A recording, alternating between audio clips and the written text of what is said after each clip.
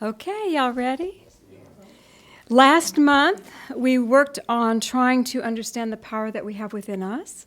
And this month, our theme is about God having a plan.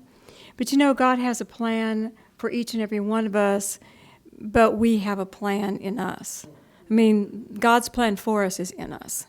This month, we're going to be looking at accessing and understanding how we might expand a little bit, expand our purpose, expand our place on the planet. I'm flowing today, so, all right. You guys know when we were talking about purpose, sometimes we, in our lives, we do our jobs, we get up every day, we do our meditations and we get insights and stuff, but we show up, we do our job, we show up, and we kind of feel like we're spinning just a little bit, like we've achieved something, and we know there's another step, there's a higher level that we need to move to, but we're just kind of spinning. Do you feel that? Yes. Okay. All right. When you're feeling that, this is an indication that a higher purpose is ready to be awakened and revealed within you.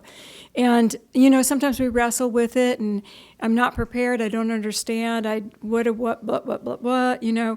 but to realize that if it is within us, then all the support we need will be without us. I want you to really hear that. If it's within us, all the support you need will find you in the outer once we say yes to it. I will have the perfect computer support. Yes, I will. It'll all come once we say yes to that upliftment that we're being called to do. And it's all about when we do this, we can find fulfillment. This weekend, I had the opportunity to attend 2 memorial services. And I wanted to just share with you insights. When someone crosses over, they're on the other plane of existence, and we all gather and we talk about their contribution to the earth plane, what they contributed while they were here. So you all know Doris Albert and her daughter Terry and the girls. They've been a part of our church for many, many years. Terry's husband had passed earlier this week.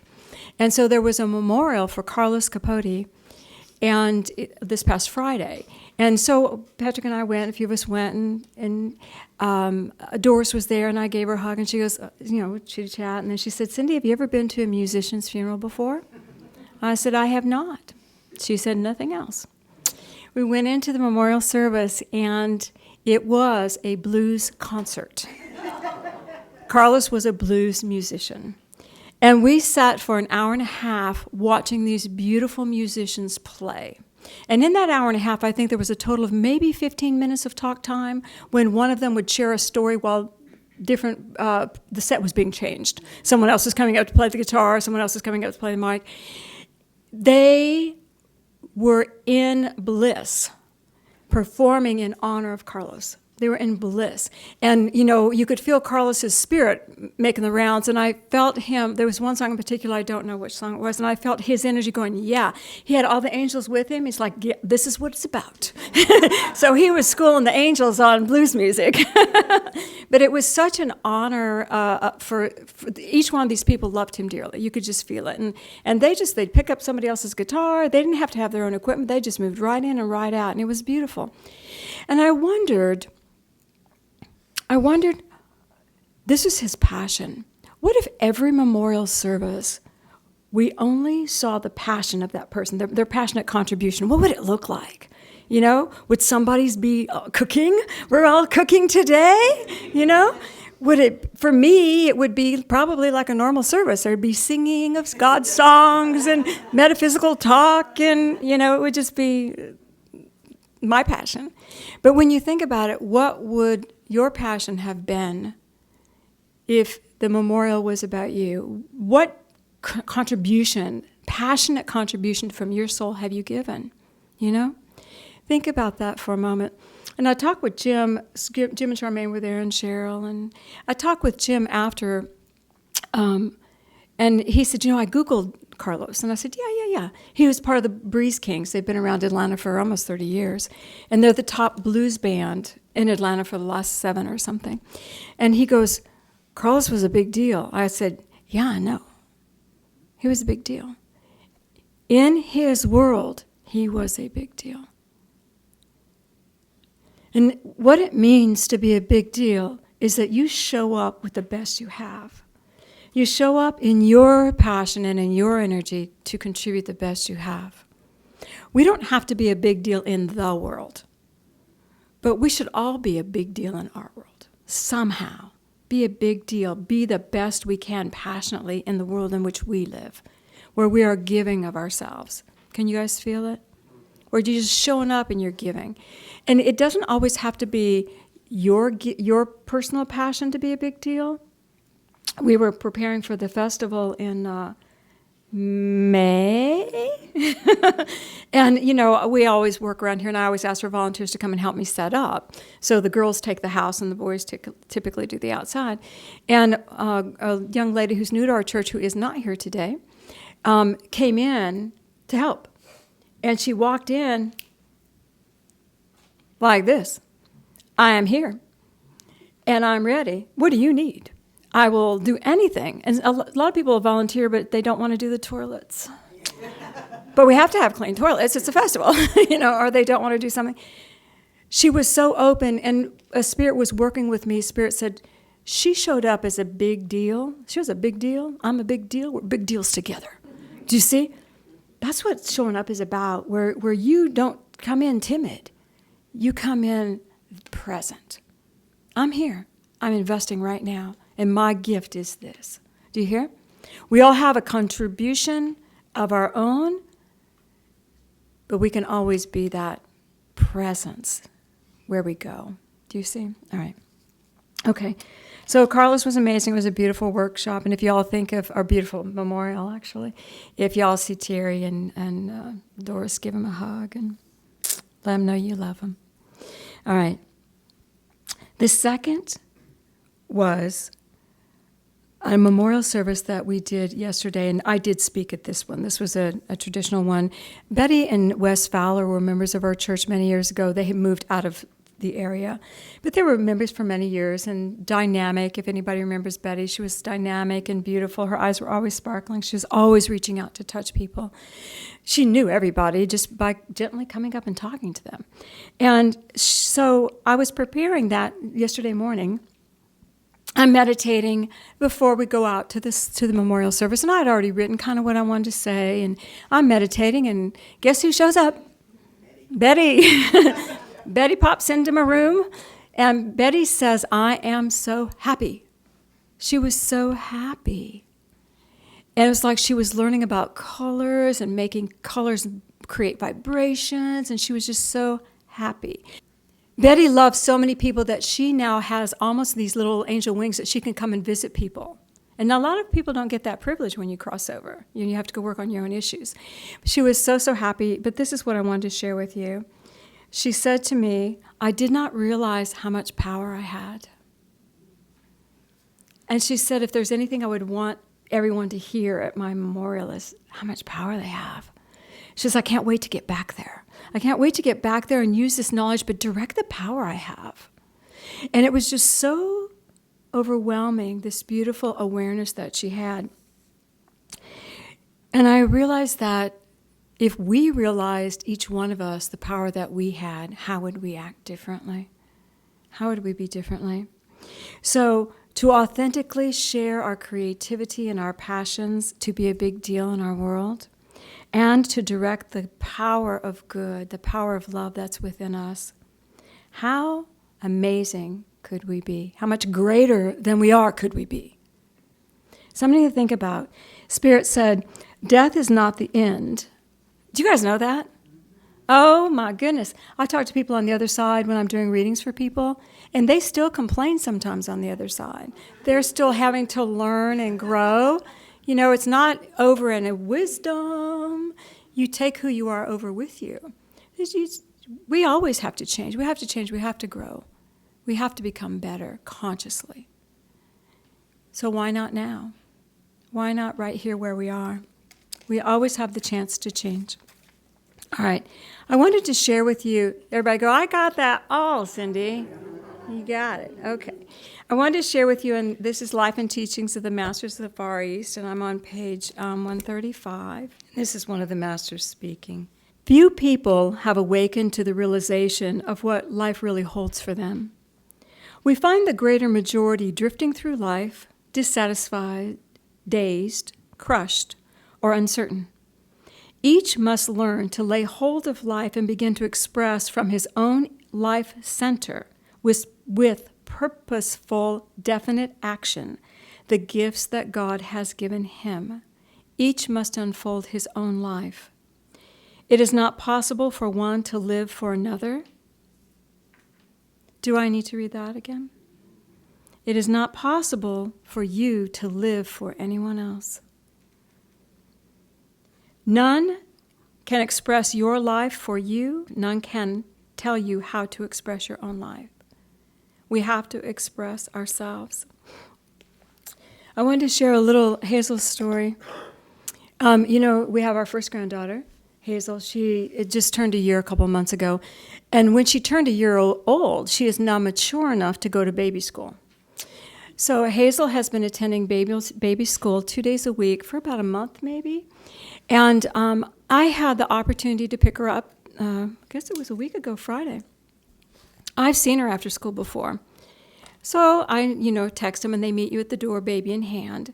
And I saw my little Hazel in zombie mode. She did not even smile when she saw her beloved grandmother.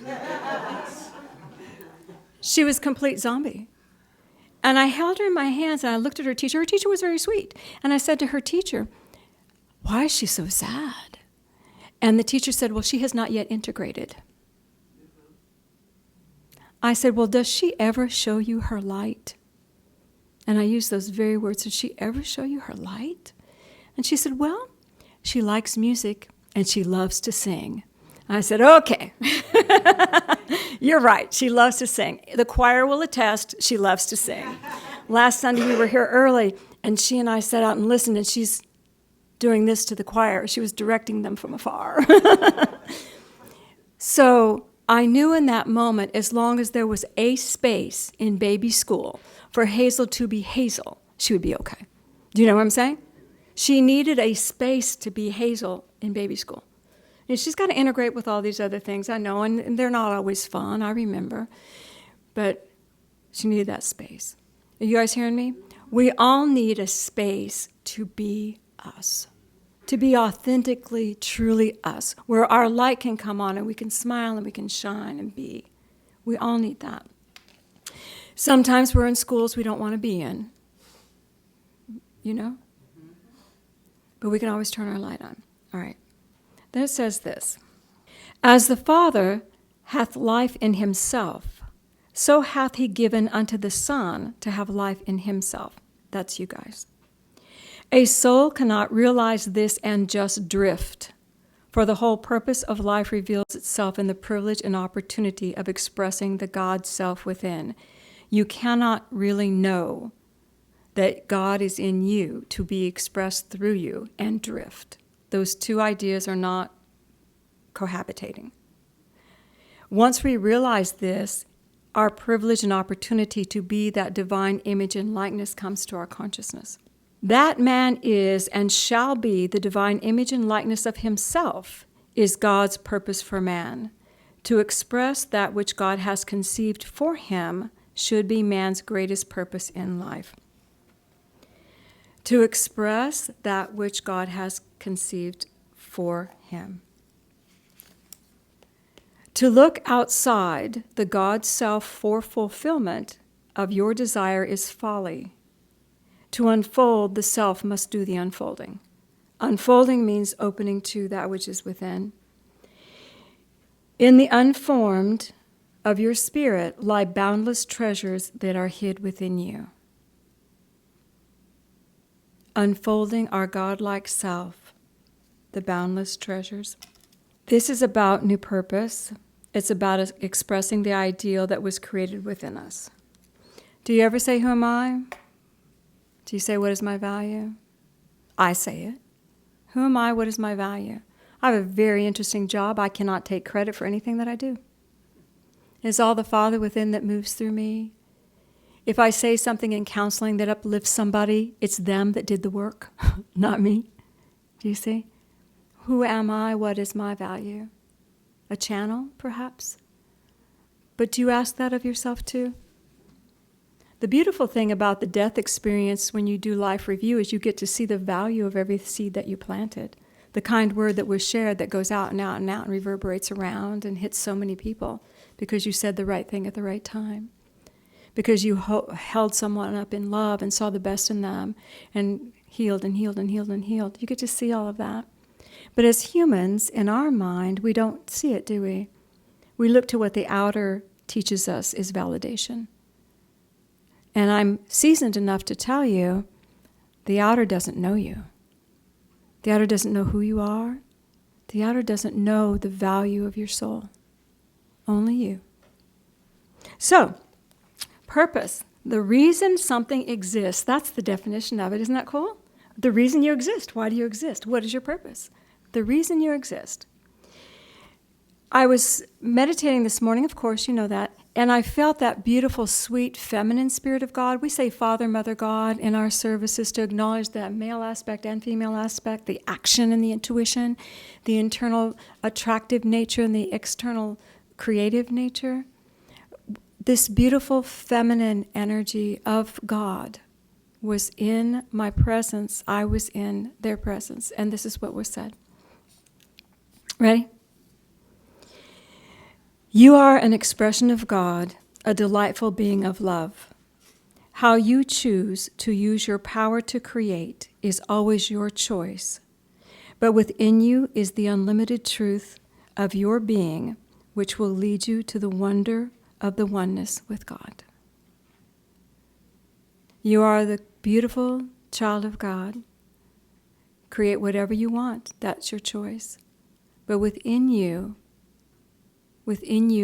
as you follow the heart within, you can connect with the oneness of Father, Mother, God, the oneness of Creator.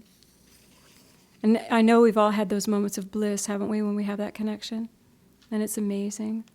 That's what we want to live in. That's our aspiration, to live in those moments. Page 37 and 38 I've shared with you before, but I want to share it with you again.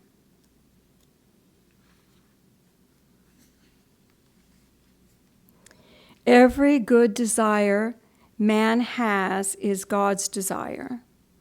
Therefore, there is an abundant supply in the universal God substance all about us to fill every desire. Every good desire within you is coming from the God connection, the God I am in you. And as you say yes to it, the abundant supply of the universe is there for you. Not one of us has to conceive himself. We have been perfectly conceived and are always held in the perfect mind of God as perfect beings. Not one of us has to create our uniqueness. We were created unique in the heart of God. Totally unique, totally different, totally awesome, totally amazing. Totally. And we come into this world and we go, oh, look, oh, you shine differently. Why don't I shine like that? You know, and we look at everybody, we compare, but we don't ever put the mirror on our own heart and say, oh, look at how you shine. You shine cool too. And the reality is we can't live the way someone else shines. We have to live the way we shine. We do not have to reinvent ourselves. We have to unfold ourselves. We were already conceived in the heart of God, the mind of God. We are perfect beings, unique and amazing, put on this beautiful planet where we can create. And we forgot. Finding new purpose. As we walk through this month, because we'll talk about this periodically, we'll talk about, maybe lifting up out of this spin that we get into. Lifting up, it could be a small, little teeny purpose we want to start with. You don't have to start a grand one. It could be small. But it's taking a step. But think about this. You're expressing what has already been conceived, so it's not strange to your brain, but it's not strange to who you are. And you want to be creative when you start this. And your goal, as you are creating, is that you should become a big deal. Isn't that cool? Would your mama have taught you that? You need to be a big deal. You need to be totally in, totally committed for as long as you want to play it, see where it goes. Be totally invested. And realize your power. Realize the power that you have to direct your love, to be greater, to be happier. So these are the ideals. Everybody say, I got it. Let me just bring it to a home for you for a second. A lot of us in this world. This world is designed in a space of limitations. That's just how this world is designed. We have to agree that there's time. We have to agree we're going to let our bodies do things. We have to agree to feed the body. There's so many things that we agree to when we come to this earth plane. Then once we're here, society teaches us, here's a limitation here, here's a limitation here, here's a limitation there, and you need to do all these things. And we can see that, for the most part, some of these agreements are good. I mean, when you drive your big metal vehicle, do not run into some other metal vehicle. That's a good idea. So a lot of the things we've agreed upon are cooperative efforts to move through matter. As we are learning to direct our power for love, we do not elevate ourselves above matter or people. We look to what is within us that still feels like limitation. Because it's not about the demonstration for the world to see. It's about the healing and the elevation for you to be. It's about the elevation for you to be, not the outer demonstration for the world to see. As we're starting to say yes to a divine purpose, a new level of who we are, a new little bit of creativity, as we're saying yes to that, I want you to realize you have set this moment up. If you are listening to my words now, you have set this moment up so the universe can shake you into something new. Something new. Doesn't have to change your life. You don't have to quit your job. You don't have to run for the hills. Something. And if it's a physical healing that you need, you can bring the powerful energy of God love and start sending that powerful love to whatever you need physically, to whatever you need spiritually, to whatever you need in your office or your work. You can start directing that power consciously of love at what appears to be a limitation. See? You can start with that, because maybe you don't know what you want to create. But then the next step, there'll be a desire that comes up within you. And what are all good desires coming from? Where are they coming from? God. All good desires come from God seeking to express. Now you know how to use that power. We talk a lot about becoming greater. Do you think it's time? Let's go within.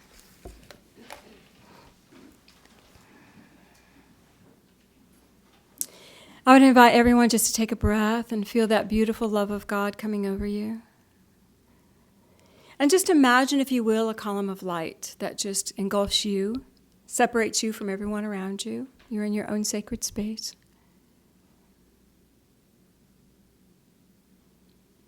Father, Mother God, we open our hearts.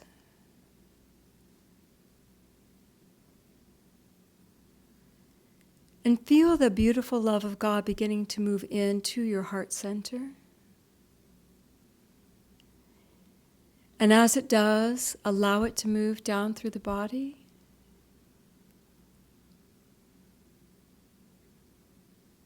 Up through the shoulders and into the head, the eyes, out the top. I am a fountain of God love.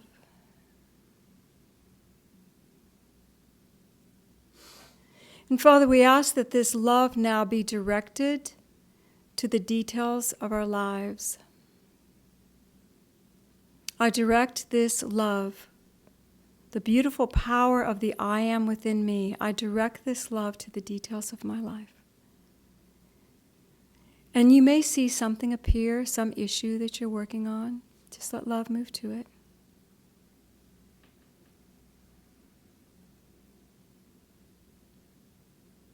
And just realize how easy it is.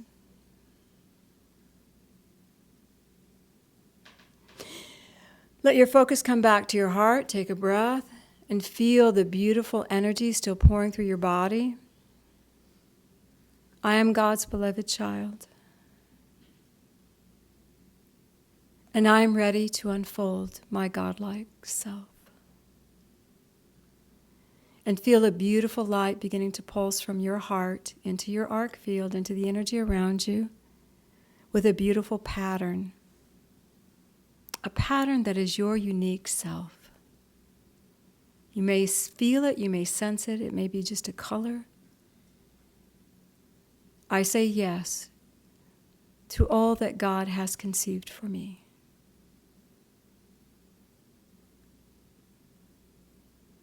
And as you feel that, feel the beautiful support of the universe beginning to engulf you. Almost like it comes around you and just holds you. All that you need comes to you now.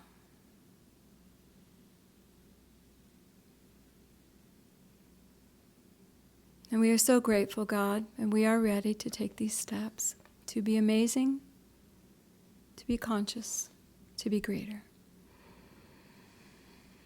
Breathe. Let your focus come back to your physical body. Feel the chair that holds you. Feel hope in your heart. And when you're ready, you can gently open your eyes.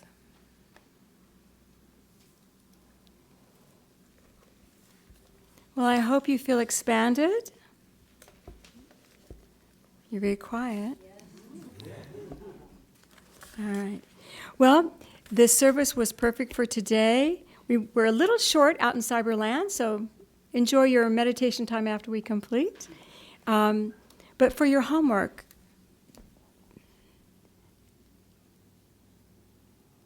realize how awesome you are. Realize some of the things that you are good at. If you did your memorial, what would they do? You know, what would it look like if it was the passionate contribution you gave? And maybe we want to change, maybe we want to give better, maybe we want to give brighter than we are. Say, yay, God.